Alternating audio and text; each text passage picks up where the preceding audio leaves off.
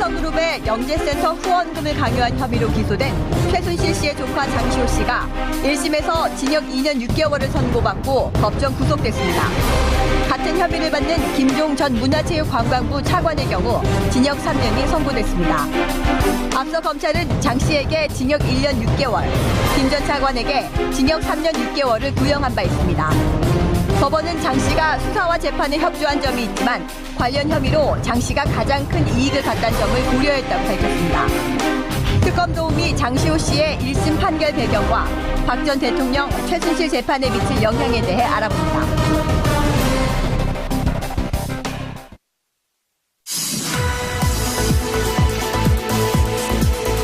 깨어있는 서울 시민을 위한 정직하고 알찬 프로그램 12월 7일 목요일 정봉지 품격시대 첫 번째 주제 장시호 김종 1심 선고입니다.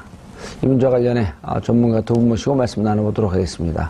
최진봉 오래간만에 하네. 최진봉 성공회대 교수님. 안녕하십니까. 성공회대 교수님. 성공하는 사람만 가는 대학이죠. 그래요? 네. 오, 나 성공하는 데 갈 거 그랬네. 그럼 성공 곱하기 2를 뻔했는데. 자, 백성문 변호사 자리하셨습니다. 네, 안녕하세요. 네. 그럼 여기 성문 종합영어 본 사람 그렇죠. 성문 종합영어를 보면 성공회대를 가니까. 성문 종합영어를 보면서 성공하는 사람들. 시청자 여러분들께서도 샵5400으로 다양한 의견 문자로 보내주시기 바라겠습니다. 지금 이 순간 페이스북 라이브로도 시청하실 수 있습니다. 오늘인가 어제였었나요? 네, 어제죠. 안타까운 하루였어요. 그랬죠. 네. 네. 그래서 사실 이제 좀 안타까움이 있어요. 무슨 말이냐. 물론 이제 범죄 행위로만 보면 장시호 씨가 고약하죠. 네. 받은 형량이 그렇게 높다고 볼 수는 없지만 이제 우려되는 건 이런 거죠. 검찰이 일정 부분 피의자로 소환된 피고나 피의자가 와서 내부 고발이라고 할 수 있는 거 아니겠습니까? 범죄 실체에 대해서 얘기해주고 또 다른 사람의 범죄 행위까지도 증거를 제출하면서 도와주는 역할을 했는데 우리가 소위 이제 플리바게닝이라고 하는데 우리 법에는 그게 플리바게닝이라는 개념이 없기 때문에 사실은 법관이 판단을 내린 것 자체는 문제가 없다고 봅니다. 저는. 그러나 이제 앞으로 피의자들이 그런 상황에서 그럼 과연 검찰을 적극적으로 도울 거냐 하는 우려가 좀 있다는 거죠. 그러니까 재판부 입장에서야 검찰의 입장을 충분히 고려하지 않고 법에 의해서 형량을 정했다고 한다면 할 말은 없지만 그럼에도 불구하고 앞으로 이제 농단 관련한 검찰 조사를 할 때 검찰에서 이런 형태로 예를 들면 플리바게닝 형식의 어떤 형태의 도움을 줬을 때 이익을 줄 수 있는 뭔가 좀 감형을 해줄 수 있는 그런 키가 있으면 카드가 있으면 아무래도 조사가 좀 더 잘 이루어질 가능성이 있는데 그런 부분에 있어서 이제 앞으로 좀 조사가 어려워지지 않을까 하는 우려는 있습니다. 근데 이제 지금 말씀하셨는데 백 변호사님, 네. 플리바게닝이라고 하는 게 어찌 보면 우리가 보면 그거 좀 야비하고 비열한 짓 아니냐. 그런데 근데 그 내면의 그 속성은 잘못한 사람이 반성을 하면서 검찰 수사에 자기 죄를 인정하고 수사에 협조하겠다 이런 뜻이 아닌가요? 그러니까 이게 플리바게닝 하는데 정확하게 그 뜻이 뭐냐면요. 기소하기 전에 이 죄를 스스로 뉘우치고 수사에 협조하는 경우에 형량을 조정해주는 제도예요. 그러니까 쉽게 말하면. 기소 플리가 초원 이런 뜻 아닌가요, 원래? 그렇죠. 근데 우리나라는 말씀하셨던 것처럼 공식적으로 플리바게닝이라는 제도는 없는데 이제 수사기관 입장에서 한번 생각을 해보죠. 이게 예를 들어서 마약 사건 한번 생각해보세요. 마약 사건은 혼자 잘 안 해요. 마약은 내가 마약을 투약을 하려면 나한테 판 사람도 있어야 되고 유통망도 있어야 되고 보통 혼자 안 나니까 같이 한 사람들, 같이 하는 패거리들이 있단 말이에요. 근데 한 명을 잡았어요. 한 명을 잡았는데 정말 엄격하게 플리바게닝도 전혀 없이 그냥 원칙대로 죄를 물으면 이 사람이 굳이 윗선을 불 이유가 하나도 없어요. 그렇죠. 뭔가 본인한테 이익이 돼야 자기랑 같이 한 사람, 공급해준 사람, 그 다음에 이걸 유통하는 사람들을 불잖아요. 이제 그래서 수사의 편의상 우리나라도 일정 부분에 한해서는 플리바게닝을 도입해야 되는 게 아니냐는 얘기가 많이 있었어요. 왜냐하면 이론적으로 보면 죄를 진 사람 그에 합당한 처벌하는 건 맞는데 그렇게 해서 한 명을 처벌하는 것보다는 많은 사람들을 처벌할 수 있게 사회를 정화하는 데 도움이 된다면 긍정적인 역할을 감안해서 일정 범죄는 도입할 필요가 있다는 얘기가 나왔는데 이번 사건 같은 경우에는요. 사실 아까 말씀하셨던 것처럼 1년 6개월을 구형했다라는 건 그러니까 쉽게 말해서 특검에서 풀어주세요. 그 의미예요. 그냥 말 그대로. 원래 구형을 무척 낮춘 거죠, 지금? 그러니까 이게 원래 사실 장시호 씨 혐의는 뭐예요, 혐의가 이제 삼성이나 JK 등 압박해서 한 후원금 18억 원 정도 받아낸 거, 국고보조금 7억 횡령하고 또 영재센터 자금 3억 횡령한 거, 대충 사이즈 나오지 않습니까? 이 정도면 10억 횡령이네요. 최소 구형이 5년에서 7년 정도는 되는 게 맞아요. 그런데 일단 특검 입장에서는 어쨌건 여러 가지로 수사 협조를 했고 국정농단 실체를 밝히는 데 도움을 줬으니까 재판부에 그냥 집행유예 해주세요. 왜냐하면 구속기간에 연장 안 했잖아요. 다 지금 들어가 있는데 장시호 씨는 안 했잖아요. 이제 그런 시그널을 줬으나 재판부는 그래도 안 돼 이렇게 판단한 겁니다. 그렇죠. 재판부도 이러한 그 횡령죄에 대한 판례가 있을 거 아니에요. 그렇죠. 판례를 깨면서까지 검찰은 물론 수사 열심히 했고 수사협조에서 국정농단의 실체를 밝혀내는 데는 긍정적인 역할을 했지만 재판부는 원래는 이거보다 훨씬 중형을 선고해야 되는데 예. 지금 말씀하셨던 것처럼 수사에도 협조하고 자백하고 했던 여러 가지 양형 요소를 감안해서 2년 6개월을 선고한 거니까 검찰과 재판부가 바라보는 온도차가 분명히 있었던 거고요. 예. 사실 재판부 입장에서도 고민을 좀 했을 거예요. 검찰이 구형한 거 사실 쉽게 말해서 올려친다 그러잖아요. 예. 이게 올려치는 경우가 그렇게 흔하진 않습니다. 저희는 특검이 이렇게까지 시그널을 보냈으면 그래도 재판부 알았어 하고 들어줄 거라고 생각했으나 말씀하셨던 것처럼 재판부에서 제일 중요했던 게 이거예요. 장시호 씨가 법정에서 이런 얘기하거든요. 이 지금 3억 횡령하고 국고보증 7억 횡령한 거 최순실에게 준 게 아니에요. 이거 장시호 씨가 꿀꺽한 거란 말이에요. 그러니까 토해 내야 되잖아요. 그건 나중에 이제 뭐 또 다른 문제들이 있겠지만 그렇게 본인이 다 이득을 취한 것을 고려할 때 가장 이익을 많이 본 사람 중에 하나를 집행유예로 풀어준다? 그거는 재판부가 받아들이기 어렵다 이런 판단을 한 겁니다. 만약에 네. 사정 변경 즉 3억 7억 한 거 그 횡령했는데 무척 깊게 뉘우칩니다. 그리고 그 횡령한 돈이 어쨌든 3억은 국고죠. 영재센터 자금 3억. 그럼 총 뭐 10억이 네. 어바웃 다 국고네요. 네, 그렇죠. 그러면 이 부분에 대해서 내가 국고이기 때문에 다시 그 회사 영재센터에 환수하겠다. 그리고 실질적으로 환수했다면 그거는 수사기관에서 그랬다면 그게 고려가 되지만 이건 1심 선고가 나서 법정 구속이 된 거기 때문에 법정 구속됐는데 이거 갚는다고 해서 보석으로 풀어주진 않습니다. 20에서 영향. 2심에서 그럼 영향이 있을 수 있죠. 당연히. 이제 그런 부분도 고려가 돼야 될 겁니다. 예측 그 1년 6개월 구형했을 때 예측 못 하셨잖아요. 다 대부분 집행유예로 예측을 그랬었죠. 1년 6개월 정도 되면 대부분 이제 구형하는 것보다 좀 낮게 판결을 내리지 않습니까? 그렇게 되면 보통 한 3분의 2나 반. 그렇죠. 그 정도 내기 때문에 다 집행유예가 나올 거라 생각을 했죠. 장시호 씨도 사실 근데 어제 뭐 이렇게 출두하는 모습을 보면 본인도 집에 돌아갈 걸 생각하고 아마 출두한 게 아닌가 하는 생각이 들 정도로 뭐 옷차림이나 이런 것들을 보면 그리고 또 본인이 그렇게 얘기했지 않습니까? 머리가 하얘졌다. 판결을 받는 순간 그만큼 충격을 받았다는 거 아니겠습니까? 애 데리러 가야 되는데. 그렇죠. 또 뭐 마지막 증언할 때도 진술할 때 그런 얘기 했잖아요. 자, 얘가 지금 기다리고 있어 데리러 가야 되는데 나를 좀 구속만은 면하게 해달라. 이 얘기는 결국 아이한테도 내가 데리러 가겠다고 약속해놓고 왔다는 거 아니겠어요? 그렇다고 하면 결국 장시호 씨는 법정 구속이 될 거라고 상상도 못하고 왔을 가능성이 높아요. 검찰도 아마 그 정도까지 생각을 안 했을 거고요. 왜냐면 장시호 씨가 워낙 많은 이제 도움을 줬기 때문에 뭐 그런 점에서 검찰 입장에서는 가능한 한 불구속 상태의 재판을 받을 수 있도록 하려고 하는 의도를 갖고 있었던 것이고 장시호 씨 입장에서도 검찰과의 어떤 그 교감이나 이런 걸로 봤을 때 본인이 설마 법정 구속이 될 거라고는 생각도 못 했을 겁니다. 그래서 아마 그런 점에서 장시호 씨 입장에는 충격을 많이 받지 않았나 하는 생각이 듭니다. 보통은 이제 실형을 선고하면 거의 90% 이상은 1심에서 그 당시에 이제 자리에서 그 법정 구속을 하는데 아시겠지만 가끔 실형을 선고하면서도 법정 구속을 하지 않는 경우가 있어요. 그러니까 장시호 씨는 2년 6개월이 놀란 게 아니라 법정 구속이 훨씬 놀란 거죠. 그러니까 2년 6개월도 사실 집행유예가 붙을 수 있는 형이잖아요. 그렇죠. 3년 미만이니까. 그렇죠. 그러니까 항소심에서 또 어떻게든 뒤집을 수 있으니 여기서 법정 구속만 피하면 된다라고 생각을 했으나 재판부가 굉장히 단호했던 것 같고 좀 눈여겨볼 거는 이 재판부가 형사 22부입니다. 김세현 부장인데요. 김세현 부장이 맡고 있는 재판이 현재 박근혜 최순실 재판이에요. 그 재판의 재판부가 이런 판단을 했다라는 건 이 재판부가 사실 굉장히 피고인에게 잘해주는 재판부입니다. 그 의미가 뭐냐면 피고인이 원하는 거 다 들어주고 해달라는 것 뭐 증거 신청하면 다 들어주고 다 받아주는데 선고할 때는 굉장히 엄격하게 한다고 좀 유명한 재판부예요. 그리고 굉장히 재판을 잘하는 걸로 알려져 있고 그렇죠. 그러면 이번에 장시호의 1심 선고를 딱 보면 이거는 엄벌주의입니다. 그러니까 말 그대로 국정농단은 도저히 우리 국민들이 받아들일 수 없는 수준의 범죄다라고 판단을 하고 있는 거예요. 이번에 장시호 씨 판결문에 보면 최순실, 박근혜와 공모하여라는 거 많이 나와요. 그러면 아주 간단하게 이 같은 재판부가 22재판, 이 판결을 하면서 박근혜 최순실 판결할 때 이거 인용 안 하겠어요? 똑같이 인용하는 거예요, 이거는. 그러니까 이거는 박근혜, 최순실 이제 그 두 피고인에게도 엄청나게 충격적인 어제 결과인 거예요. 그러니까 쉽게 말해서 장시호 씨 혼자 충격을 받을 게 아니라 지금 나비 효과로 이 두 명도 굉장히 충격을 받을 수밖에 없는 어제 선거 결과를 봐야 될 것 같습니다. 아니, 장시호 씨 부분에 대해서는 우리가 이제 온정주의로 가면 안 되지만 좀 안타깝긴 했었는데, 네. 박근혜, 최순실 두 재판에 아주 그 엄벌주의적 영향을 미칠 것이다. 예. 이렇게 하니까 조금 마음이 위안이 되네요. 그러니까 김세윤 부장판사가 김세연. 김세윤. 네, 김세윤. 김세연. 네, 김세연. 김세연. 김세연? 헷갈리네요, 갑자기 이름이. 연이나 어쨌든, 연이나, 네. 끝자리는 알아봐 주시고요. 어쨌든, 그, 김 판사님이 별명이 있대요. 별명 유치원 교사.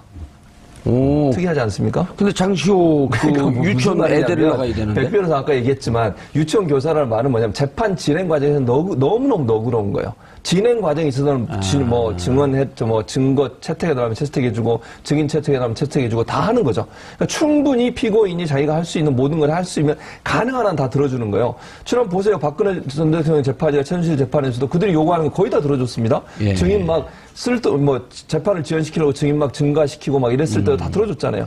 그런데 이분이 갖고 있는 특성이 뭐냐면 판결에서는 엄격하다는 거예요. 김세윤이네요. 김세윤 맞죠? 김세윤 판사가 판결에서만은 아주 엄격하다고 소문이 나 있어요. 유치원 교사. 네, 그러니까 유치원 교사란 말은 이미지가 그만큼 유치원 교사는 아이들 말을 잘 들어주는 사람이잖아요. 그러나 아이들이 잘못하면 단호하게 처벌하는 거죠. 왜냐하면 여기서 잘못한 걸 용인하면 아이가 사회에 나갔을 때 그렇죠. 성인이 됐을 때 계속 똑같은 짓을 저지르니까. 그래서 김세윤 판사는 재판 과정에서는 정말 너그럽고 인자한 모습을 보이지만 마지막 판결에 있어서는 엄하게 법에 근거해서 판결을 하기 때문에 저도 백선임 변호사 말씀처럼 박근혜, 최순실 두 사람에 대해서 엄한 판결을 할 거라고 저는 생각을 합니다. 느닷없이 궁금한 게 생겼어요. 유치원 교사라고 하는 이 별명은 확인된 건가요? 기사에서 읽었는데요. 아, 기사에서 읽었어요? 그럼 맞죠. 그러니까. 물어보시니까 제가 직접 알아보겠다는 것처럼 그렇게. 아니, 누군가 주위에 있는 사람이 또 이게 아니라고 얘기할 수 있죠. 긍정적인 의미고, 의미 있는, 그리고 재판을 잘한다는, 그리고, 주위 환경에 영향을 받지 않는 판사로도 저도 알고 있거든요. 맞습니다. 근데 유치원 교사를 월급 올려줘야 되는데. 그러니까 이게 아주 간단하게요. 박근혜, 최순실의 재판을 진행하는 지금 우리나라 판사라면 당연히 법원에서 최고니까 하는 거예요. 에이스들이. 아니, 세기의 재판인데 이거를 그러면 재판할 때 평판 안 좋은 판사한테 맡깁니까? 그러니까 현재 우리나라에서 가장 재판을 잘한다라고 알려져 있는 분이 김세윤 부장이고요. 말씀하셨던 것처럼 그 유치원 교사라는 별명이 붙은 이유가 뭐냐면, 그러니까 피고인이 납득할 만하게 판단한다는 거예요. 그러니까 말 그대로 방어권 행사하는 거 할 수 있게 다 들어주고, 그래 어떤 주장을 하는지 다 들어보고, 그러니까 하나도 말을 끊질 않아요. 김세윤 부장은. 그래서 피고인들이 재판을 하고 나면 굉장히 좀 속이 시원하다 그래야 되나? 그런 얘기들을 많이 한대요. 자기 하고 싶은 얘기 다 했다. 그런데 거기에 이제 객관적인 증거나 이런 걸 종합해서 판단할 때만큼은 굉장히 온정주의에 휩싸이는 게 아니라 엄격하게 판단하는 걸로 유명합니다.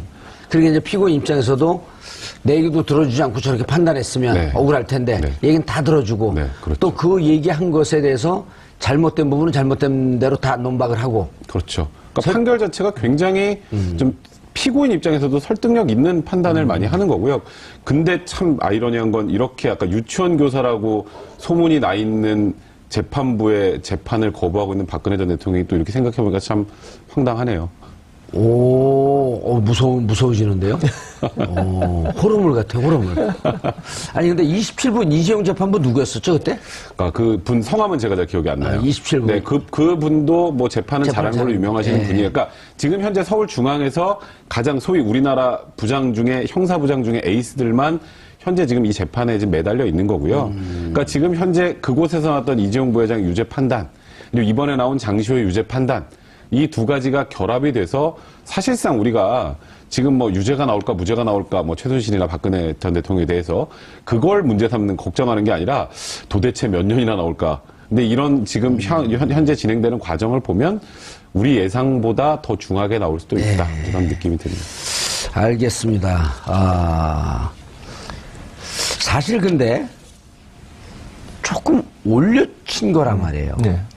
올려친 거는 처음에 검찰의 구형에 나섰다라고 이렇게 메시지를 준 거 아닌가요? 그렇죠. 그런 의미라고 볼 수 있죠. 근데 사실은 법원도 판결문에 보면 많이 도와준 걸 인정한 부분이 있어요, 분명히. 그러니까 수사에 도움을 줬고 법원에서도 많은 증언들을 해준 것에 대해서 일정 부분 감형 요소가 있다라고 하는 부분을 얘기했고 그 말은 결국 뭐냐면 재판부 입장은 이보다 더 2년 6개월보다 더 많은 형을 사실은 판단하는 게 맞는데 그럼에도 불구하고 줄여줬다는 의미 아니겠습니까? 그럼 결국 검찰은 그보다 더 적게 했기 때문에 그 부분에 있어서는 이제 법원에 있어도 뭐 이해는 하는 것 같아요. 검찰 입장에서 충분히 본인들이 조사하는 과정에 있어서 도움을 많이 받았고, 뭐 제2의 태블릿 PC도 받았고, 또 박근혜 전 대통령과 최순실이 통화했다는 대포폰 얘기도 다 들었고, 예. 그다음에 무슨 메모 같은 거 다 얘기해줬지 않습니까? 그런 차원에서 본다고 하면 장시호가 국정농단 수사에 엄청난 도움을 줬죠. 그런 분이 검찰에서는 고마울 수밖에 없는 것이고, 그렇게 도움을 준 사람한테 일정 부분 그 도움을 받기 전에 검찰이 그렇게 얘기 안 했겠습니까? 우리가 적극적으로 수사에 도와주면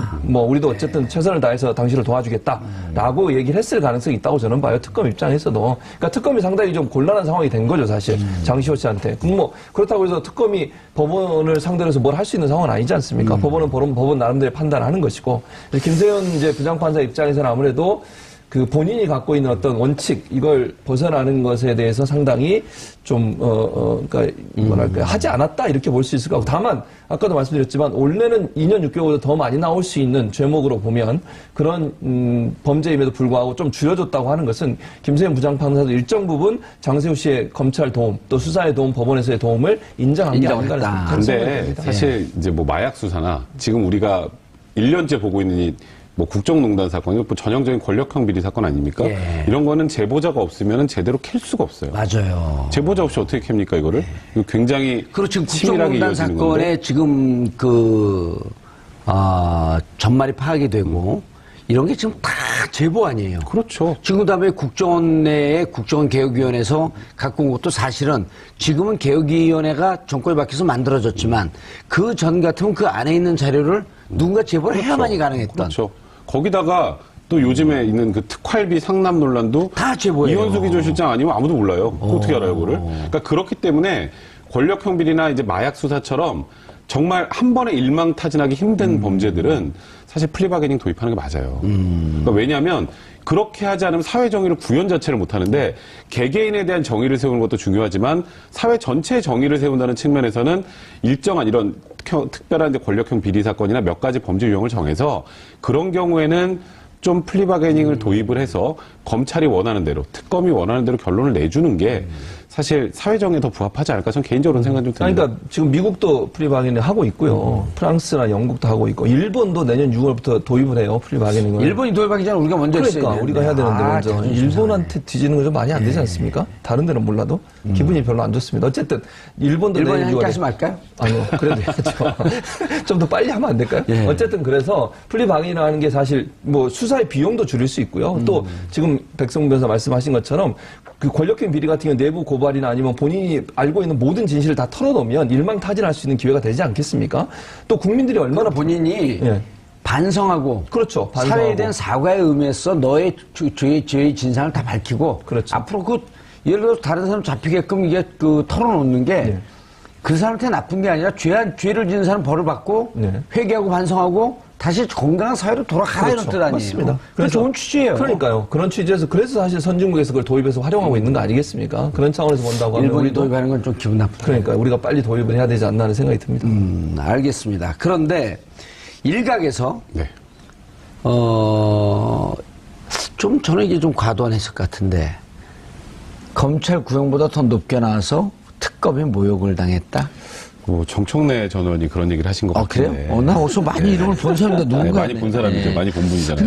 근데 이게 율사가 이랬으면 좀 실려가는데 또 여기서 그랬다니까. 사실 저는 플리바게닝을 도입하지 말자의 논의로 여기에서 진행을 하는 건 맞지만 이렇게 법원의 판단을 가지고 뭐 특검을 욕보였다라는 취지 정도. 그러니까 이게 가만 들어보면 결국 특검 수사를 법원이 요즘에 계속 방해하네? 이런 내용이잖아요. 사실 저도 정청래 의원이 어떤 의미로 이렇게 썼는지는 알겠습니다만 우리나라 법원의 판단을 일단 존중하고 신뢰하지 못하면 사회가 제대로 돌아갈 수가 없어요. 그러니까 최소한 법원의 판단에 관련해서는 존중한다. 하지만 이런 부분이 아쉽다 정도의 논평은 괜찮아도 이렇게 거의 그들의 뿌리는 이렇게 단단하다. 이게 마치 법원을 적폐로 보는 것 같은 그런 내용들이잖아요. 별로 중요하지 네, 않아요. 네. 최근에 근데 이제 여당 의원들 우리 중심으로 작가들이 이상해, 저. 여당 의원들 중심으로 좀 뭐 이번에 김관진 국방부 장관 그 구속적분을 풀어준 그런 내용들과 관련해서 굉장히 강도 높게 비판을 하시는데 그 비판까지는 모르겠는데 그걸 넘어선 사실 제가 봐도 좀 거북할 정도 수준 그런 부분들은 이제 여당 의원들께서 조금 자제해 주실 필요가 있지 않나 생각 드네요. 여당 전 의원. 이분은 전 의원, 현 의원들도 그러잖아요. 현 의원들도. 박범계 의원도. 네, 박범계 의원도 그런데, 아니, 물론 그 신광열. 네. 그 형사수석 부장판사의 구속적 부심은 이상해요. 그러나 그럼에도 불구하고 법원이 그거에 대해서 또 김동진 부장판사가 문제제기를 했잖아요. 네, 그렇죠. 그렇게 하면서 좀 건강하게 자리를 잡아나가는 과정인지. 바깥에서 할 건 아닌 것 같아요. 사실 저도 칼럼을 써서 그 구속적 부심이 도저히 이해가 안 된다라는 취지로 칼럼을 한번 쓴 적이 있었는데. 그래도 어쨌든 이해는 가잖아요. 이해가 지금도 안 돼요, 사실. 저는 아니, 지금. 올해는 가잖아요. 이해.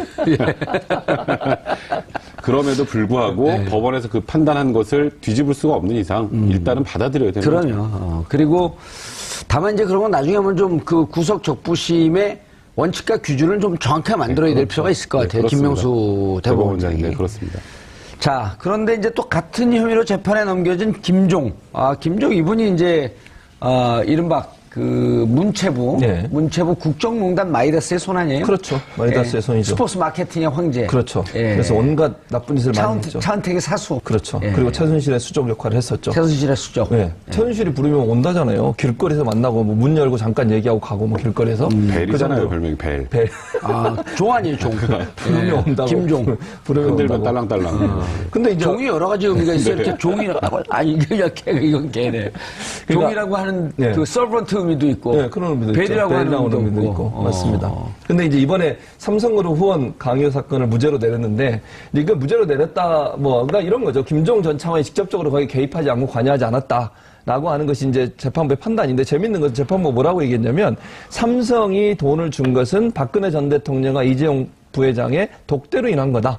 그럼 박근혜 전 대통령이 직접 압력을 가한 거 아니겠습니까? 김종을 그런 통해서 판결을 아니라? 내렸어요? 네, 그렇게 나와 있어요. 그러니까 결국은 판결 자체는 물론 김종 전 차관에 대해서는 뭔가 혐의가 없다고 하는 것처럼 보여지지만 실제 재판부의 판단은 이거는 김종 전 차관이 끼어든 게 아니라 삼성 이재용과 박근혜 전 대통령 사이에 직접적인 면담을 통해서 지원이 이루어졌다라고 하니까 박근혜가 직접 박근혜 전 대통령이 직접 뇌물을 받은 게 되는 거 아니겠습니까? 이게 되게 중요한 게요. 큰 거네요. 지금까지 이것도 김수현 판사인가요? 네, 맞습니다. 그러니까 박근혜 전 대통령이 계속 지금까지 시종일관 주장했던 건 독대할 때 그런 얘기 한 적 없다였어요.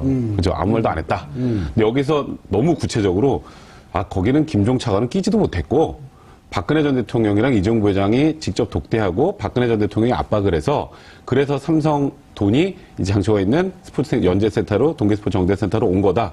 그러니까 여기서 공모한 사람은 박근혜, 장시호다 이렇게 나온 거예요. 이제 그렇다면 김종 차관이 김종 차관 뭐 3년 6개월 거는데 여긴 6개월 깎였어라고 생각하실 게 아니라 그냥 이 총지휘자가 박근혜 전 대통령이라고 김세현 부장은 보고 있구나.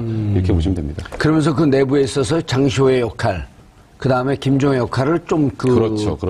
그 경중을 좀 따진 네, 거고. 그렇습니다. 다만 이 총괄 지휘는 박근혜 전 대통령이라는 그리고 이거 박근혜와 동등한 수위에서 같이 지휘한 최순실. 네, 그렇습니다. 이 구도를 보고 있는 것 같다. 그렇죠. 그러니까 이번 판결의 시사항이 그런 거예요. 그러니까 장시호 2년 6개월에서 법원이 잘못된 이런 얘기 할 때가 아니라 지금 국정농단 관련해서 박근혜 전 대통령과 최순실의 혐의를 이 재판부가 지금 어떻게 보고 있구나. 그걸 알 수 있는 그런 굉장히 유력한 잣대가 됩니다. 우리 백성 변호사님이 인격들인데 장시호 2년 6개월 그래갖고 난 욕하는 줄 알았어. 깜짝이야. 그렇게 들리죠? 그러니까 발음이 장시호 그렇죠? 2년 붙여서 얘기하니까 쉼표를 줘야 되는데. 장시호 2년 6개월 얘기했는데 장시호 2년 6개월. 네, 그러니까 약간. 죄송합니다. 뭔가 의도가 있었던 것 같아요. 알겠습니다. 김종. 김종에 대해서도 좀 구체적으로 어떤 혐의로 됐는지. 김종 차관은 굉장히 다양한 곳에 개입을 했었기 때문에 대부분 이제 강요나 이런 부분들이 주로 이제 혐의가 인정이 됐었고요. 근데 그 중에 이제 제일 중하다고 했던 게 조금 전에 말씀하셨던 동계스포츠 영재센터에 이 16억이 흘러가는 과정에서 장시호하고 김종 차관이 중요한 역할을 했다라는 게 특검의 기소 내용이었어요. 그런데 이제 특검의 기소 내용 중에 재판부가 그 부분을 이제 무죄 판단을 한 거고요. 그 부분을 무죄 판단을 했음에도 불구하고 3년이 나왔다라는 건 김종 차관이 그동안 온갖 것에 개입해서 문화부 관련된 그 이권이나 뭐 그런 압박이나 이런 데 강요했다는 것을 단적으로 보여주는 거라고 봐야 될 것 같고요. 그러니까 김종 차관이 6개월 깎았던 거에 대해서는 국민 여러분도 별로 분노하지 않으셔도 되고요. 그 주역이 김종 차관이라 박근혜 전 대통령이라 판단한 거기 때문에 네. 이 재판부가 국정농단을 바라보는 관점을 제시해 준 것이다. 이렇게 보시면 됩니다. 법원은 그러면서 또 김 전 차관이 법정에서 용서를 구했고 수사협조안점을 양형에 참작했다. 장시호 씨도 참작한 거 아닌가요? 아, 그럼요. 그러니까 장시호 씨도 장시호 씨와 김종 차관을 놓고 보면 둘 다 예를 들어서 죄질이 안 좋다라고 감안해서 혐의만 딱 놓고 보면 예. 사실은 장시호 씨가 형량이 더 높아야 되는 게 맞아요. 왜냐하면 장시호 씨 입장에서는 그 개인이 돈을 좀 착복한 부분이 있지 않습니까? 예. 그러니까 최순실의 어떤 명성이라고 얘기할 수는 없죠. 어떤 권력을 등에 업고서 박근혜와 최순실 사이의 어떤 관계를 이용해서 본인이 돈을 챙겼다고 하는 부분 때문에 법원이 그렇게 판단한 거 아니겠습니까? 오로지 장시호 혼자 그걸 다 이익을 챙겼다 하는 부분이 좀, 이런 높은 형량에 받게 된 하나의 이유가 된다고 볼 수 있겠죠. 예. 자, 지금까지 이제 보면은, 검찰 수사에 협조했다든지, 수사기관 처벌에 형평성 논란 빚는 인물들이 좀 있어요. 예. 이현수는 지금 구속 안 돼 있나요? 안 됐죠. 지금 이렇게 지금 검찰에서 협조적으로 하는 사람을 왜 구속을 시킵니까? 그 구속이 안 된 상태에서 다 얘기를 한 거예요? 조금 더 전으로 가볼까요? 지금 예. 정유라는 기소도 안 됐어요. 아, 그런가요? 그렇죠. 그러니까 이게 어쨌건 수사에 이렇게 편의를 주면 검찰 입장에서 검찰도 팔이 안으로 굽는다고. 이현수 저 기조실장이 최경환. 네. 1억 줬고. 그렇죠. 그다음에 진보실 가서 줬고. 네, 그다음에 같이 가서 줬고. 대통령 40억. 돈 줬고. 그거 전부 다 이현수 기조실장 입에서 나온 거예요. 야, 근데 이현수 그 기조실장은 원래 누구 사람인가요? 국정원 출신인가요? 그 원래 군 출신으로 알려져 있는데요. 그러니까 박근혜 전 대통령이 굉장히 총애를 받았던 인물로 알려져 있긴 합니다.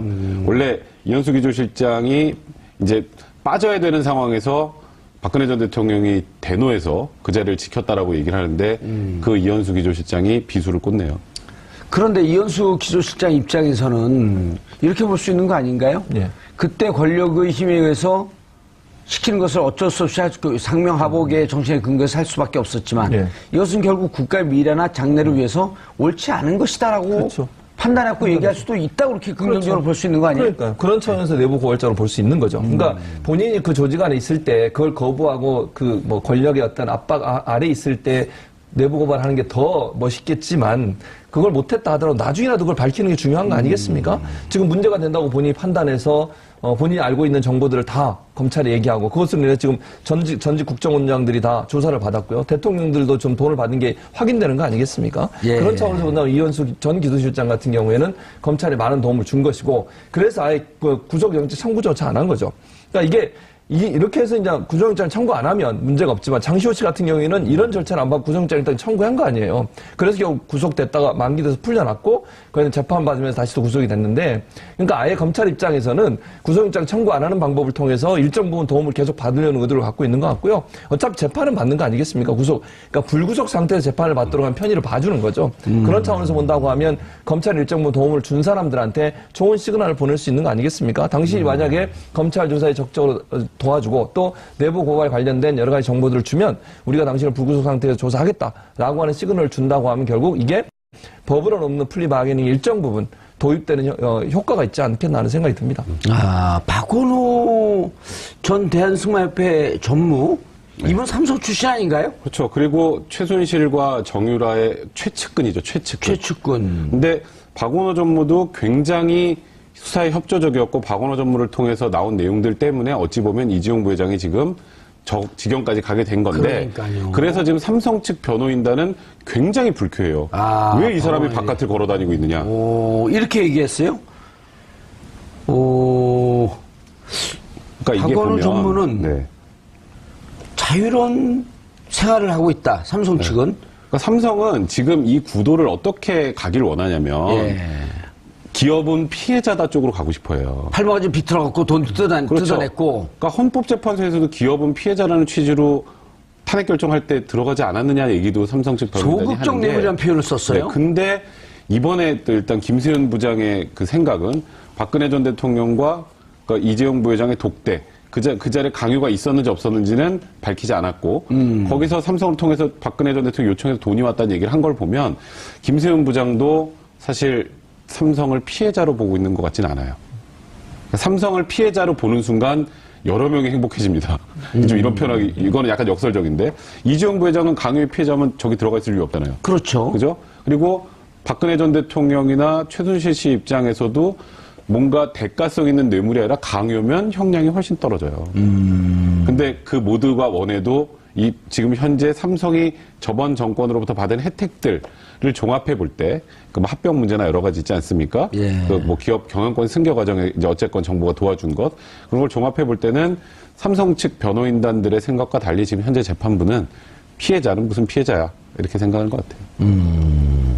야, 박원호 전무는 진짜 이 승마협회, 그러니까 삼성이 승마협회를 통해서 승마협회를 2014년에 승마협회를 맡아주십시오. 네, 그랬죠. 그 9월 15일에요. 네. 이재용 부회장 만나고. 네. 그래갖고 이제 그 다음에 삼성 출신 회장을 두고. 네. 근데 이제 그 그때부터 이제 박원호 전무가 같이 들어가 활동을 하는 거 아니에요? 네, 맞습니다. 그러면은 정유라에게 지원하는 삼성이 지원했던 모든 과정의 전모를 알고 다 있죠. 알고 있는 그럼요. 핵심 중에 핵심인데. 그렇죠. 이분이 검찰에서 다 얘기를 한 거예요? 그렇죠. 그러니까 검찰이 삼성 이재용 부회장을 뒤늦게 알았어도 박수를 좀 보내줘야죠. 예. 그러니까 이재용 부회장을 기소하고 이재용 부회장을 구속할 수 있었던 힘이 바로 박원호 전 전무의 도움이 있었던 거죠. 예. 왜냐하면 승마협회 전무로 있으면서 삼성과 최순실의 커넥션, 정유라 커넥션을 다 알고 있었고 그 모든 사실을 특검에다 털어놓은 거예요. 삼성에서 돈 지원하는 과정도 다 알고 있었고. 예, 어떻게 돈을 보냈으며 얼마를 보냈으며 말도 정유라를 위해서만 사줬다 이런 얘기까지도 박원호 전 정부 다 이쪽에서 나온 거예요. 그렇죠. 그렇죠. 예. 그러니까 그러니까 특검 입장에서는 박원호 전 전무가 주는 정보가 사실 이재용 전 부회장을 기소하고 또 재판에 넘기는데 중요한 요소를 작용했다고 볼 수 있겠죠. 그런데 이 문제 제기를 하면서 삼성 측은 장시호, 김종 전 차관의 선고에도 신경을 이제 바짝 곤두세울 수밖에 없는 거 아니에요? 그렇죠. 그래서 여기서 이제 공모라고 하는 과정이 이미 판결문에 나오고 있다는 거 아니에요? 그렇죠. 그러니까 지금 이번 사실 장시호의 2년 6개월 실형 때문에 다른 게 다 묻혔을 뿐이지 이게 더 의미가 중요한 건 그러네요. 장시호가 법정 구속이 됐다 뭐 검찰이 얘기한 거를 법원이 들어오지 않았다 이거는 지금 완전 사실 이 사안에서 아주 곁다리에 불과한 거고요. 판결문 유심히 보면 지금 이 국정농단을 형사 22부에서 어떻게 바라보는지를 단적으로 알려주는 거예요. 그래서 지금 삼성 측도 이게 뭔가 삼성과 관련된 부분이 나온 거기 때문에 불심히 불안하겠네. 봤는데 보니까 박 전 대통령과 이재용 부회장의 독대 과정에서 나온 얘기다라는 얘기가 판결문에 들어가 있잖아요. 그럼 지금 현재 삼성이 주장하고 있는 피해자로 일단 어떻게든 이 재판을 끌고 가려고 하는 노력이 일단은 형사 22부에서는 그렇게 보고 있지 않다라는 거고. 일단 그게 암초에 부딪혔다 이렇게 볼 수 있겠죠. 그렇죠. 그리고 박근혜 전 대통령과 최순실 씨에게는 장시호의 이 판결문은 치명적이에요. 그러니까 우리가 자꾸 아이고 장시호 본인들한테 저렇게 치명적이고. 장시호는 저기 집에 가서 애 데려다 줄 줄 알고 저렇게 왔는데 법정 구속한 거 너무에만 볼 게 아니라 그 이면을 좀 볼 필요가 있는 겁니다.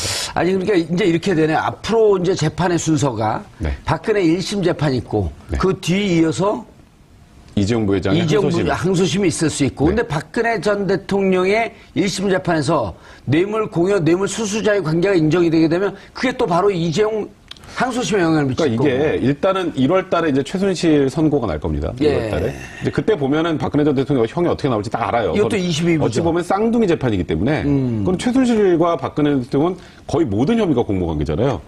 그죠? 그래서 최순실의 형 선고를 보면 박근혜 전 대통령도 요 정도 나오겠구나는 알 거고 그리고 최순실에게 뇌물이 인정이 되는 순간 그건 박근혜 전 대통령 당연히 인정이 되는 거고요. 예. 그러니까 지금 일단 이재용 부회장 1심 판단 그 다음에 지금 이 형사 22부에서 나올 예정인 박근혜 전 대통령 최순실의 판단 이 판단까지 있으면 이재용 부회장이 또 항소심에서 굉장히 힘들어지겠죠. 예.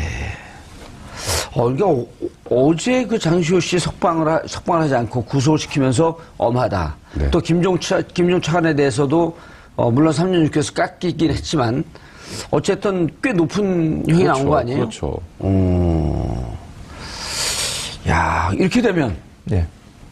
박근혜 먼저 최순실 씨 재판이 있다니까 최순실, 박근혜 중형이 선고될 게 좀 그렇죠. 그럴 수밖에 없는 거죠. 왜냐하면 이번 재판의 이 중형은 가운데 중자가 아니라 무거운 중자죠. 네. 가운데 입장을 한 5, 6년쯤. 그러니까 친절한 설명 아주 좋으십니다. 네. 선생님. 친절한 예비 진행 아주 좋으십니다. 감사합니다. 그래서 판결문에 보면 예. 장시호가 최순실, 박근혜와 공모했다는 게 나오지 않습니까, 여러분? 박근혜의 도움으로 아까 말씀드린 삼성이 박근혜를 만나서 이재용 부회장이 박근혜 전 대통령을 만나서 거기서 압력을 받아가지고 돈을 지원했다고 돼 있고요. 최순실과 박근혜 전 대통령의 관계를 이용해서 돈을 삼성으로부터 받았다고도 돼 있어요. 그러니까 결국은 장시호 재판에서 나온 게 뭐냐면 김세용 부장판사는 그렇게 판결을 내린 거죠. 장시호 혼자서 한 게 아니라 최순실, 박근혜와 공모 관계에서 이게 모든 게 이루어졌다라고 하면 나중에 그 두 사람의 재판에도 이 건이 당연히 활용되지 않겠습니까?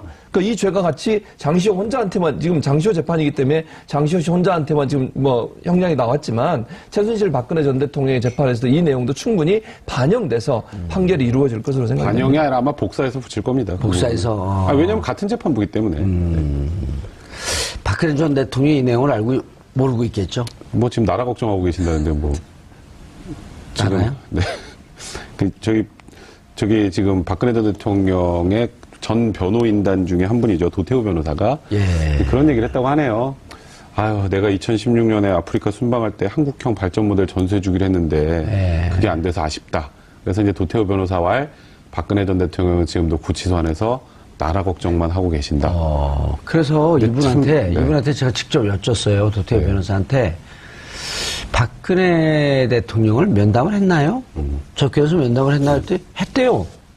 접견을 어떻게 받아줬나 보네요. 박근혜 전 대통령이. 아니요. 그때 그러니까 언론에 나온 것은 그 유영하 변호사만. 유영하 변호사만 한 거 아닌가요? 그랬더니 아니요. 우리가 했어요. 접견서를 내고 했어요. 그래서 제가 국회 확인해 보니까 안 했던데요. 그랬더니 했어요. 접견서 냈어요. 그러니까 추정컨대 접견서 낼 수 있잖아요. 그렇죠. 냈는데 박근혜 대통령이 안 만난 걸 알고 있잖아요. 네, 그렇죠. 안 만났는데 본인은 또 자기만의 상상 속에서 박근혜 대통령을 만나서 아프리카 얘기를 들은 것처럼. 이거 너무 구체적인데요, 근데? 하필 애국심도 이거 2016년 아프리카 모델, 이거 너무 구체적이어서. 전생에 도태우 이분이 아프리카에 살았지 근데 않았어요? 도태우 변호사가 요 얘기만 한 게 아니라고요. 얼마 전에도 또 비슷한 얘기를 한 번 한 적이 있었어요. 박근혜 전 대통령은 지금 구치소 안에서 나라 걱정만 하고 계시다. 그러니까 뭐 예를 들었고 그 새마을 운동 모델 이런 거 아프리카에 전수하지 못해서 안타깝다는 건데요. 사실 박 전 대통령이 진짜 이 말을 했다면 이제 가정하죠. 뭐 이건 가정해야죠. 뭐 가정한다면 그 나라를 걱정하실 때 제일 먼저 생각을 해야 되는 건요. 우리나라 민주주의의 근간인 법치주의를 지키는 거예요. 나라 걱정하기에 앞서서 재판에 출석을 하는 게 진짜 나라를 걱정하는 거예요. 지금 어쨌건 본인이 집권했던 시절에 거의 지금 관련자들 다 구속돼서 지금 감옥 가 있는 상황에 지금 나라 걱정을 한다는 건 굉장히 위화감 있지 않나요? 이렇게 이상하게 들리지 않나요? 그러니까 이 얘기를 했다라는 게 우리가 들으면서 좀 웃음이 나오잖아요. 아까도 살짝 웃으시던데 안 웃으셨어요? 저는 엄청 웃음 참고 있는 중에.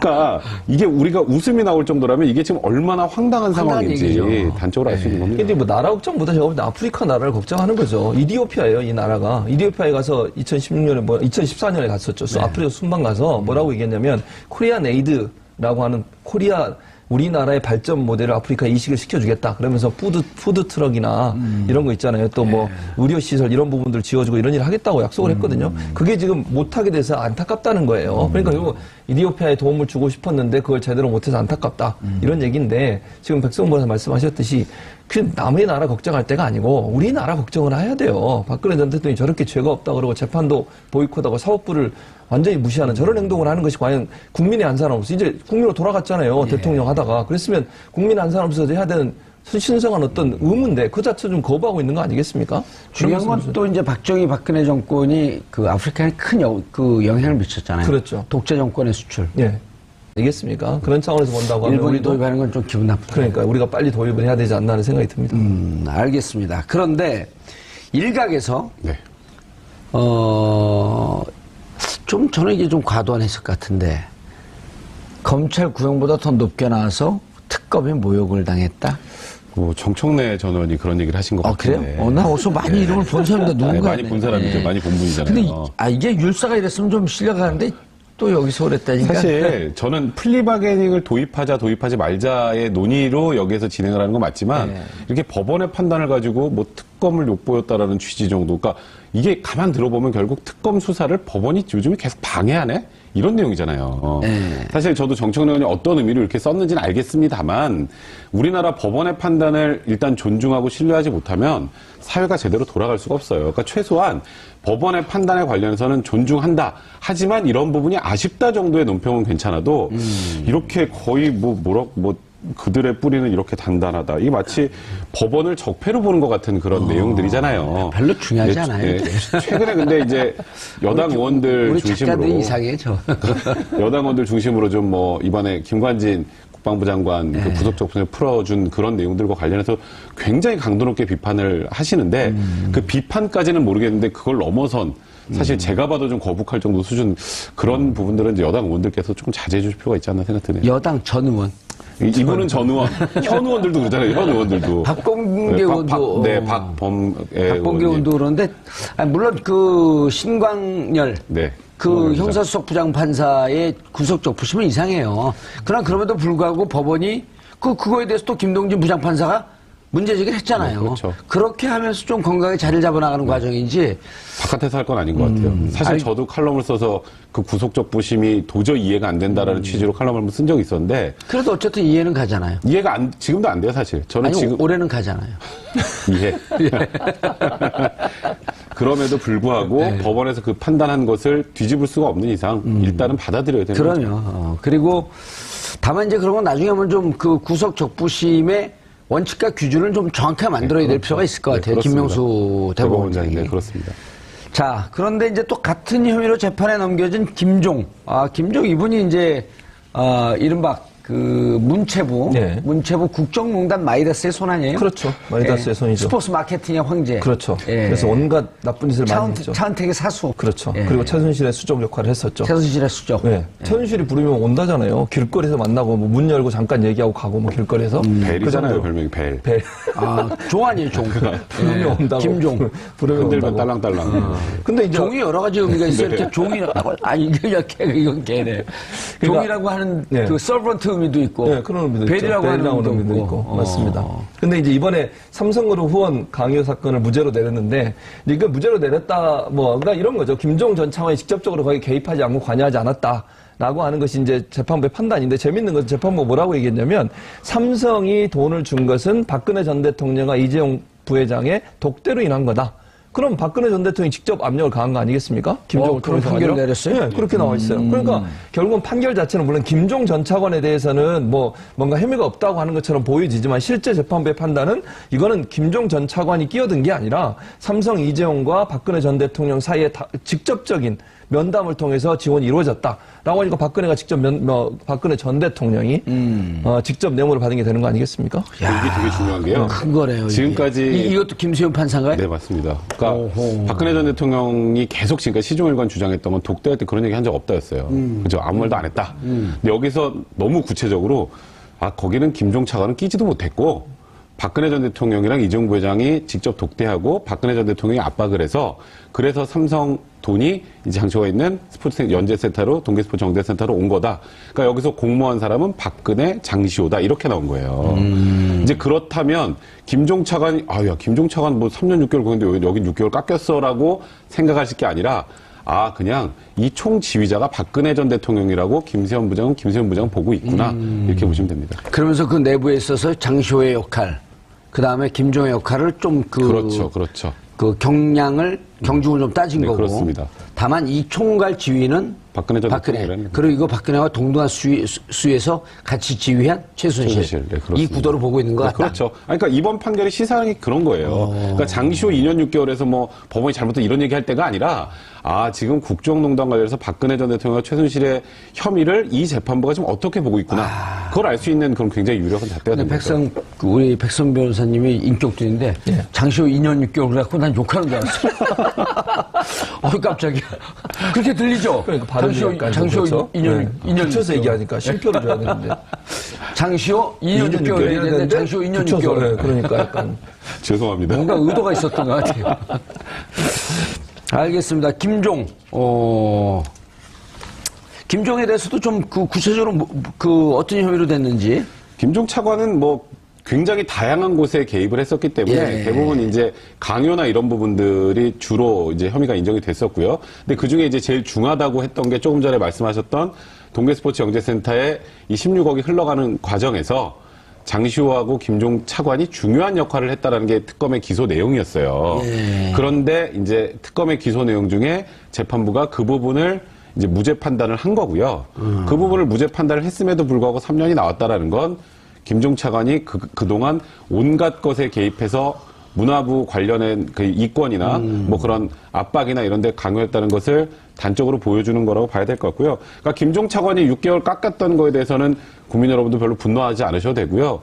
그 주역이 김종 차관이라 박근혜 전 대통령이라고 판단한 거기 때문에 네. 이 재판부가 국정농단을 바라보는 관점을 제시해 준 것이다. 이렇게 보시면 됩니다. 법원은 그러면서 또 김 전 차관이 법정에서 용서를 구했고 수사협조안점을 양형에 참작했다.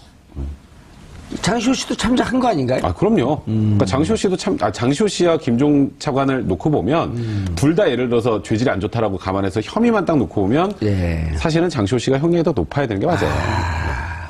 왜냐하면 장시호 씨 입장에서는 그 개인이 돈을 좀 착복한 부분이 있지 않습니까? 예. 그러니까 최순실의 어떤 명성이라고 얘기할 수는 없죠. 어떤 권력을 등에 업고서 박근혜와 최순실 사이의 어떤 관계를 이용해서 본인이 돈을 챙겼다고 하는 부분 때문에 법원이 그렇게 판단한 거 아니겠습니까?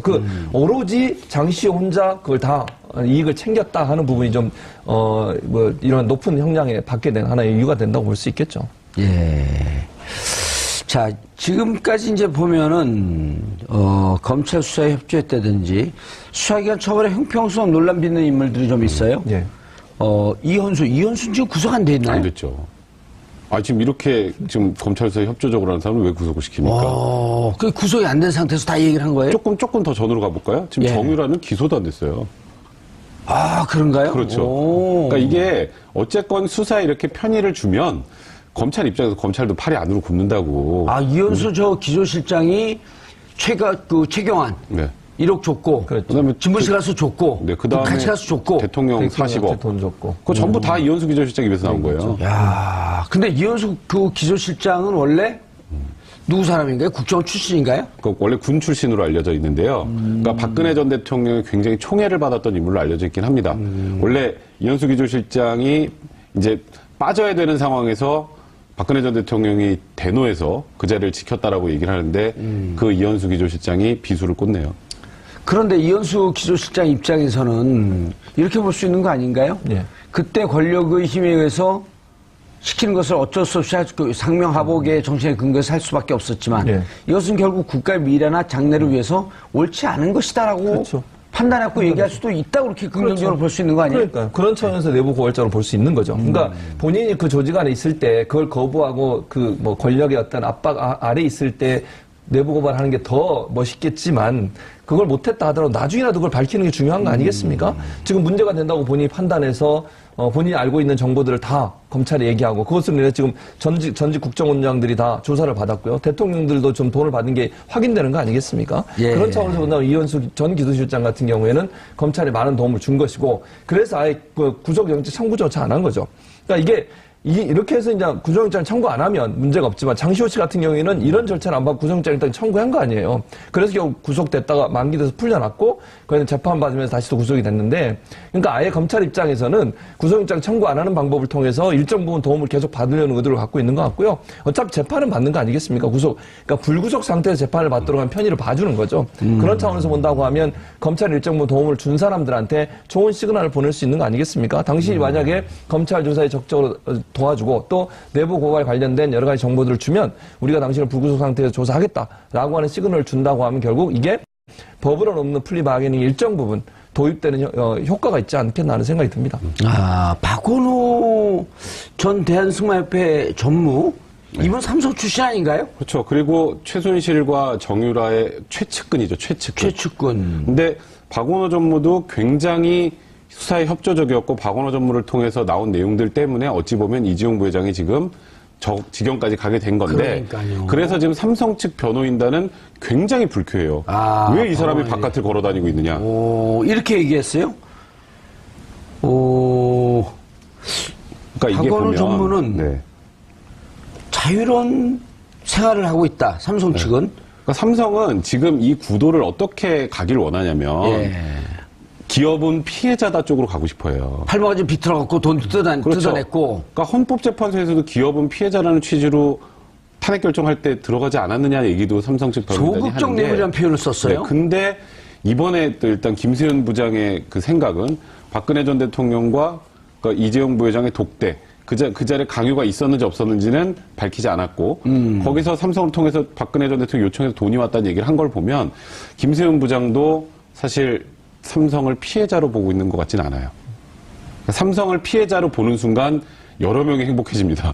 좀 이런 표현하기 이거는 약간 역설적인데 이재용 부회장은 강요의 피해자면 저기 들어가 있을 이유 없잖아요. 그렇죠. 그죠? 그리고 박근혜 전 대통령이나 최순실 씨 입장에서도 뭔가 대가성 있는 뇌물이 아니라 강요면 형량이 훨씬 떨어져요. 근데 그 모두가 원해도 이 지금 현재 삼성이 저번 정권으로부터 받은 혜택들을 종합해 볼 때 그 합병 문제나 여러 가지 있지 않습니까? 예. 그 뭐 기업 경영권 승계 과정에 이제 어쨌건 정부가 도와준 것 그런 걸 종합해 볼 때는 삼성 측 변호인단들의 생각과 달리 지금 현재 재판부는 피해자는 무슨 피해자야 이렇게 생각하는 것 같아요. 야, 박원호 전문은 진짜 이 승마협회, 그 삼성이 승마협회를 통해서 승마협회를 2014년에 승마협회를 맡아주십시오. 네, 그렇죠. 그 9월 15일에요. 예. 이재용 부회장 만나고. 그래갖고 이제 그 다음에 삼성 출신 회장을 두고. 예. 근데 이제 그 그때부터 이제 박원호 전문가 같이 들어가 활동을 하는 거 아니에요? 네, 맞습니다. 그러면은 정유라에게 지원하는 삼성이 지원했던 모든 과정의 전모를 알고 다 있죠. 알고 있는 그럼요. 핵심 중에 핵심인데 그렇죠. 이분이 검찰에서 다 얘기를 한 거예요? 그렇죠. 그러니까 판사로도 저도 알고 그렇죠. 있거든요. 맞습니다. 근데 유치원 교사를 월급 올려줘야 되는데. 그러니까 이게 아주 간단하게요. 박근혜 최순실의 재판을 진행하는 지금 우리나라 판사라면 당연히 법원에서 최고니까 하는 거예요. 에이스들이. 아니 세기의 재판인데 이거를 그러면 재판할 때 평판 안 좋은 판사한테 맡깁니까? 그러니까 현재 우리나라에서 가장 재판을 잘한다라고 알려져 있는 분이 김세현 부장이고요. 그리고 말씀하셨던 것처럼 그 유치원 교사라는 별명이 붙은 이유가 뭐냐면, 그러니까 피고인이 납득할 만하게 판단한다는 거예요. 그러니까 말 그대로 방어권 행사하는 거 할 수 있게 다 들어주고, 그래 어떤 주장을 하는지 다 들어보고. 그러니까 하나도 말을 끊질 않아요. 김세현 부장은. 그래서 피고인들이 재판을 하고 나면 굉장히 좀 속이 시원하다 그래야 되나? 그런 얘기들을 많이 한대요. 자기 하고 싶은 얘기 다 했다. 그런데 거기에 이제 객관적인 증거나 이런 걸 종합해서 판단할 때만큼은 굉장히 온정주에 휩싸이는 게 아니라 엄격하게 판단하는 걸로 유명합니다. 그러니까 이제 피고인 입장에서도 내 얘기도 들어주지 않고 저렇게 판단했으면 네. 억울할 텐데 네. 얘기는 다 들어주고 네, 그렇죠. 또 그 얘기한 것에 대해서 잘못된 부분은 잘못된 대로 다 논박을 하고. 그렇죠. 그러니까 판결 자체가 굉장히 좀 피고인 입장에서도 설득력 있는 판단을 많이 하는 거고요. 근데 참 아이러니한 건 이렇게 아까 유치원 교사라고 소문이 나 있는 재판부의 재판을 거부하고 있는 박근혜 전 대통령이 또 이렇게 생각해보니까 참 황당하네요. 무서워지는데요? 호러물 같아, 호러물. 아니, 근데 27분 이재용 재판부 누구였었죠, 그때? 그러니까 그 분 성함은 제가 잘 기억이 안 나요. 27분. 네, 그 분도 뭐 재판은 잘한 걸로 유명하시는 분이에요. 그러니까 지금 현재 서울중앙에서 가장 소위 우리나라 부장 중에 형사부장 중에 에이스들만 현재 지금 이 재판에 지금 매달려 있는 거고요. 그러니까 지금 현재 그곳에서 나왔던 이재용 부회장 유죄 판단, 그리고 이번에 나온 장시호의 유죄 판단, 이 두 가지가 결합이 돼서 사실상 우리가 지금 뭐 유죄가 나올까 무죄가 나올까 뭐 최순실이나 박근혜 전 대통령에 대해서 그걸 문제 삼는 걱정하는 게 아니라 도대체 몇 년이나 나올까. 근데 이런 지금 현재 진행되는 과정을 보면 우리 예상보다 더 중하게 나올 수도 있다. 이런 느낌이 듭니다. 알겠습니다. 사실 근데 조금 올려친 거란 말이에요. 네. 올려친 거는 처음에 검찰의 구형에 나섰다라고 이렇게 메시지를 준 거 아닌가요? 그렇죠. 그런 의미라고 볼 수 있죠. 근데 사실은 법원도 판결문에 보면 많이 도와준 걸 인정하는 부분이 있어요, 분명히. 그러니까 수사에 도움을 줬고 법원에서도 많은 증언들을 해준 것에 대해서 일정 부분 감형 요소가 있다라고 하는 부분을 얘기했고 그 말은 결국 뭐냐면 재판부 입장에서 이보다 더 2년 6개월보다 더 많은 형을 사실은 판단하는 게 맞는데 그럼에도 불구하고 줄여줬다는 의미 아니겠습니까?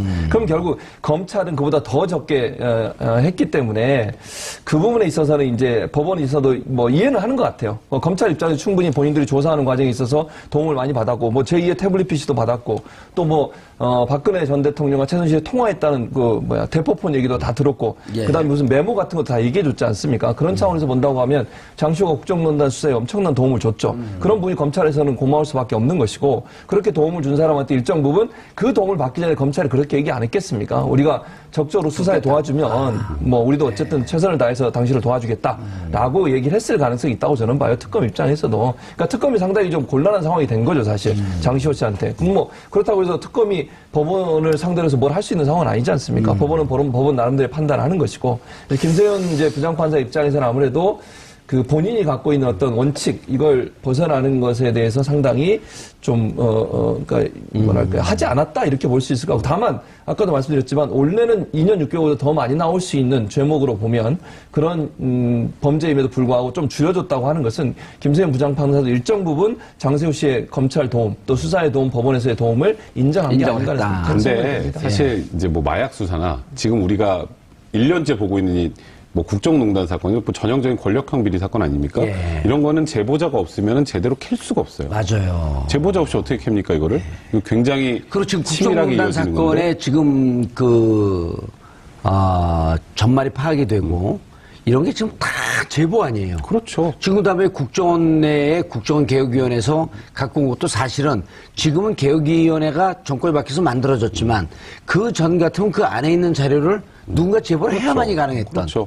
거기다가 또 요즘에 있는 그 특활비 상납 논란도 다 제보예요. 이현수 기조실장 아니면 아무도 몰라요. 그거 어떻게 알아요, 그거를? 그러니까 그렇기 때문에 권력형 비리나 이제 마약 수사처럼 정말 한 번에 일망타진하기 힘든 범죄들은 사실 플리바게닝 도입하는 게 맞아요. 그러니까 왜냐하면 그렇게 하지 않으면 사회 정의를 구현 자체를 못 하는데 개개인에 대한 정의를 세우는 것도 중요하지만 사회 전체의 정의를 세운다는 측면에서는 일정한 이런 특별한 이제 권력형 비리 사건이나 몇 가지 범죄 유형을 정해서 그런 경우에는 좀 플리바게닝을 도입을 해서 검찰이 원하는 대로, 특검이 원하는 대로 결론을 내주는 게 사실 사회정의에 더 부합하지 않을까 저는 개인적으로는 생각이 좀 듭니다. 그러니까 지금 미국도 프리바게닝 하고 있고요. 프랑스나 영국도 하고 있고 일본도 내년 6월부터 도입을 해요. 프리바게닝을. 일본이 도입하기 전에 우리가 먼저 했어야 그러니까 우리가 해야 되는데 먼저 일본한테 뒤지는 거 좀 많이 안 되지 않습니까? 다른 데는 몰라도 기분이 별로 안 좋습니다. 어쨌든 일본도 일본이 내년 6월에 한까지 말까요? 아니요. 그래도 해야죠. 좀 더 빨리 하면 안 될까요? 예. 어쨌든 그래서 플리바게닝이라는 게 사실 수사의 비용도 줄일 수 있고요. 또 지금 백성문 변호사 말씀하신 것처럼 그 권력형 비리 같은 경우 내부 고발이나 아니면 본인이 알고 있는 모든 진실을 다 털어놓으면 일망타진할 수 있는 기회가 되지 않겠습니까? 또 국민들이 얼마나 본인이 예. 반성하고 그렇죠. 사회에 대한 사과의 의미에서 너의 죄의 진상을 다 밝히고 그렇죠. 앞으로 예를 들어 다른 사람 잡히게끔 이게 털어놓는 게 그 사람한테 나쁜 게 아니라 죄를 지은 사람 벌을 받고 회개하고 반성하고 다시 건강한 사회로 돌아가라 이런 뜻 아니에요. 맞습니다. 그래서 좋은 취지예요. 그러니까요. 그런 취지에서 그래서 사실 선진국에서 그걸 도입해서 활용하고 있는 거 아니에요? 하고 들어줄 거라고 생각했으나 말씀하셨던 것처럼 재판부에서 제일 중요했던 게 이거예요. 장시호 씨가 법정에서 이런 얘기하거든요. 이 지금 3억 횡령하고 국고보증 7억 횡령한 거 최순실에게 준 게 아니에요. 이거 장시호 씨가 꿀꺽한 거란 말이에요. 그러니까 토해 내야 되잖아요. 그건 나중에 이제 또 다른 문제들이 있겠지만 그렇게 본인이 다 이득을 취한 것을 고려할 때 가장 이익을 많이 본 사람 중에 하나를 집행유예로 풀어준다? 그거는 재판부가 받아들이기 어렵다 이런 판단을 한 겁니다. 만약에 네. 사정 변경 즉 3억 7억 한 거 그 횡령했는데 무척 깊게 뉘우칩니다. 그리고 그 횡령한 돈이 어쨌든 3억은 국고죠. 영재센터 자금 3억. 그럼 총 10억이 어바웃 다 국고네요. 네, 그렇죠. 그러면 이 부분에 대해서 내가 국고이기 때문에 다시 그 회사 영재센터에 환수하겠다. 그리고 실질적으로 환수했다면 그거는 수사기관에서 그랬다면 그게 고려가 되지만 이건 1심 선고가 나서 법정 구속이 된 거기 때문에 법정 구속됐는데 이거 갚는다고 해서 보석으로 풀어주진 않습니다. 20에서 영향. 2심에서 그럼 영향이 있을 수 있죠. 당연히. 이제 그런 부분도 고려가 돼야 될 겁니다.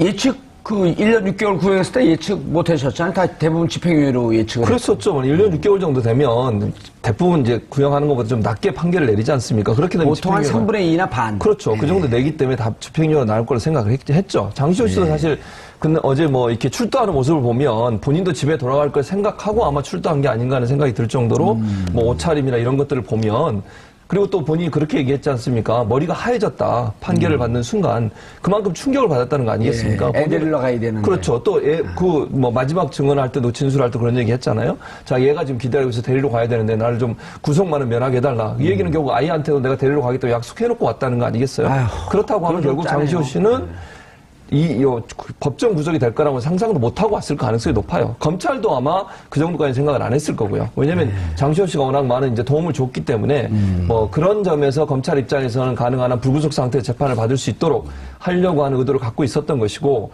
장시호 씨 입장에서도 검찰과의 어떤 그 교감이나 이런 걸로 봤을 때 본인이 설마 법정 구속이 될 거라고는 생각도 못 했을 겁니다. 그래서 아마 그런 점에서 장시호 씨 입장에는 충격을 많이 받지 않았나 하는 생각이 듭니다. 보통은 이제 실형을 선고하면 거의 90% 이상은 1심에서 그 당시에 이제 자리에서 그 법정 구속을 하는데, 아시겠지만 가끔 실형을 선고하면서도 법정 구속을 하지 않는 경우가 있어요. 그러니까 장시호 씨는 2년 6개월이 놀란 게 아니라 법정 구속이 훨씬 놀란 거죠. 그러니까 2년 6개월도 사실 집행유예가 붙을 수 있는 형이잖아요. 그렇죠. 3년 미만이니까. 그렇죠. 그러니까 항소심에서 또 어떻게든 뒤집을 수 있으니 여기서 법정 구속만 피하면 된다라고 생각을 했으나 재판부가 굉장히 단호했던 것 같고, 좀 눈여겨볼 거는 이 재판부가 형사 22부입니다. 김세현 부장인데요. 김세현 부장이 맡고 있는 재판이 현재 박근혜 최순실 재판이에요. 그 재판의 재판부가 이런 판단을 했다라는 건 이 재판부가 사실 굉장히 피고인에게 잘해주는 재판부입니다. 그 의미가 뭐냐면 피고인이 원하는 거 다 들어주고 해달라는 것 뭐 증거 신청하면 다 들어주고 다 받아주는데 선고할 때는 굉장히 엄격하게 한다고 좀 유명한 재판부예요. 그리고 굉장히 재판을 잘하는 걸로 알려져 있고. 그렇죠. 그러면 이번에 장시호의 1심 선고를 딱 보면 이거는 엄벌주의입니다. 그러니까 말 그대로 국정농단은 도저히 우리 국민들이 받아들일 수 없는 수준의 범죄다라고 판단을 하고 있는 거예요. 이번에 장시호 씨 판결문에 보면 최순실, 박근혜와 공모하여라는 거 많이 나와요. 그러면 아주 간단하게 이 같은 재판부가 22 재판, 이 판결을 하면서 박근혜 최순실 판결할 때 이거 인용 안 하겠어요? 똑같이 인용하는 거예요, 이거는. 그러니까 이거는 박근혜 최순실 이제 그 두 피고인에게도 엄청나게 충격적인 어제 결과인 거예요. 그러니까 쉽게 말해서 장시호 씨 혼자 충격을 받을 게 아니라 지금 나비 효과로 이 두 명도 굉장히 충격을 받을 수밖에 없는 어제 선거 결과로 봐야 될 것 같습니다. 아니, 장시호 씨 부분에 대해서는 우리가 이제 온정주의로 가면 안 되지만 좀 안타깝긴 했었는데, 박근혜 최순실 두 재판에 아주 그 엄벌주의적 영향을 미칠 것이다. 이렇게 하니까 조금 마음이 위안이 되네요. 그러니까 김세윤 부장판사가 김세연. 김세연? 헷갈리네요, 갑자기 이름이. 어쨌든, 끝자리는 알아봐 주시고요. 어쨌든, 그 김 판사님이 별명이 있대요. 별명 유치원 교사. 특이하지 않습니까? 근데 장시호 그 유치원 애들을 나가야 되는데. 백 변호사 아까 얘기했지만 유치원 교사라는 말은 뭐냐면 재판 진행 과정에서 너무너무 너그러운 거예요. 진행 과정에 있어서는 뭐 증언했죠, 뭐 증거 채택해달라면 채택해주고 증인 채택해달라면 채택해주고 다 하는 거죠. 그러니까 충분히 피고인이 자기가 할 수 있는 모든 걸 할 수 있으면 가능한 한 다 들어주는 거예요. 지금 보세요. 박근혜 전 대통령 재판이나 최순실 재판에서도 그들이 요구하는 거 거의 다 들어줬습니다. 증인 막 재판을 지연시키려고 증인 막 증가시키고 막 이랬을 때도 다 들어줬잖아요.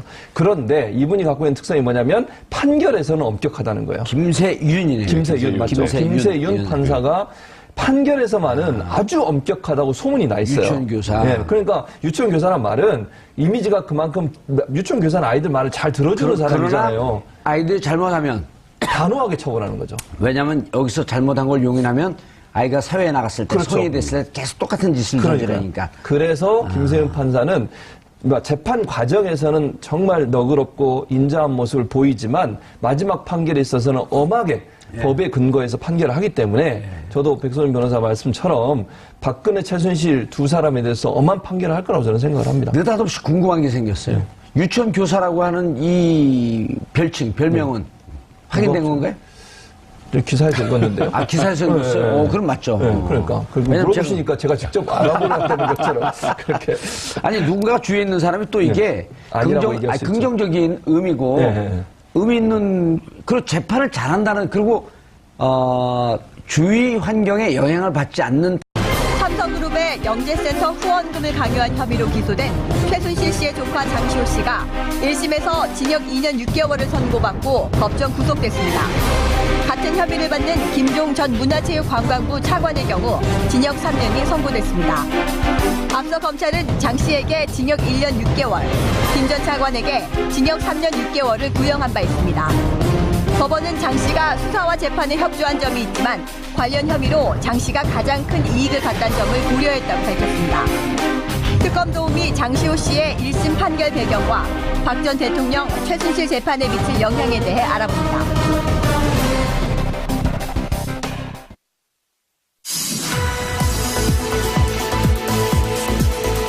깨어있는 서울 시민을 위한 정직하고 알찬 프로그램 12월 7일 목요일 정봉기 품격시대 첫 번째 주제 장시호 김종 1심 선고입니다.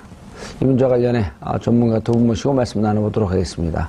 최진봉이라고 말하네. 최진봉 성공회대 교수님. 안녕하십니까. 성공회대 교수님. 성공하는 사람만 가는 대학이죠. 그래요? 네. 오, 나 성공하기 때 갈 거 그랬네. 응?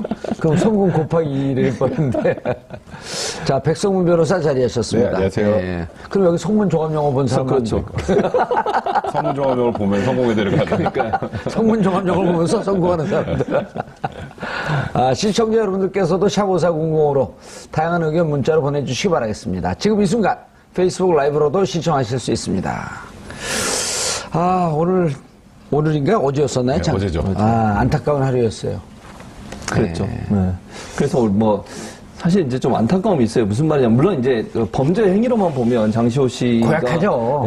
받은 형량이 그렇게 높다고 볼 수는 없지만, 이제 우려되는 건 이런 거죠. 검찰이 일정 부분 피의자로 소환된 피고나 피의자가 와서 내부 고발이라고 할 수 있는 거 아니겠습니까? 범죄 실체에 대해서 얘기해주고 또 다른 사람의 범죄 행위까지도 증거를 제출하면서 도와주는 역할을 했는데, 우리가 소위 이제 플리바게닝이라고 하는데, 우리 법에는 그게 플리바게닝이라는 개념이 없기 때문에 사실은 법관이 판단을 내린 것 자체는 문제가 없다고 봅니다, 저는. 그러나 이제 앞으로 피의자들이 그런 상황에서 그럼 과연 검찰을 적극적으로 도울 거냐 하는 우려가 좀 있다는 거죠. 그러니까 재판부 입장에서야 검찰의 입장을 충분히 고려하지 않고 법에 의해서 형량을 정했다고 한다면 할 말은 없지만, 그럼에도 불구하고 앞으로 이제 농단 관련 검찰 조사를 할 때 검찰에서 이런 형태로 예를 들면 플리바게닝 형식의 어떤 형태의 도움을 줬을 때 이익을 줄 수 있는 뭔가 좀 감형을 해줄 수 있는 그런 키가 있으면, 카드가 있으면 아무래도 조사가 좀 더 잘 이루어질 가능성이 있는데, 그런 부분에 있어서 이제 앞으로 좀 조사가 어려워지지 않을까 하는 우려는 있습니다. 근데 이제 지금 말씀하셨는데 백 변호사님, 네. 플리바게닝이라고 하는 게 어찌 보면 우리가 보면 그거 좀 야비하고 비열한 짓 아니냐. 그런데 근데 그 내면의 그 속성은 잘못한 사람이 반성을 하면서 검찰 수사에 자기 죄를 인정하고 수사에 협조하겠다 이런 뜻이 아닌가요? 그러니까 이게 플리바게닝 하는데 정확하게 그 뜻이 뭐냐면요. 기소하기 전에 이 죄를 스스로 뉘우치고 수사에 협조하는 경우에 형량을 조정해주는 제도예요. 그러니까 쉽게 말하면. 그러니까 플리가 초원 이런 뜻 아닌가요, 원래? 그렇죠. 근데 우리나라는 말씀하셨던 것처럼 공식적으로 플리바게닝이라는 제도는 없는데, 이제 수사기관 입장에서 한번 생각을 해보죠. 이게 예를 들어서 마약 사건 한번 생각해 보세요. 마약 사건은 혼자 잘 안 해요.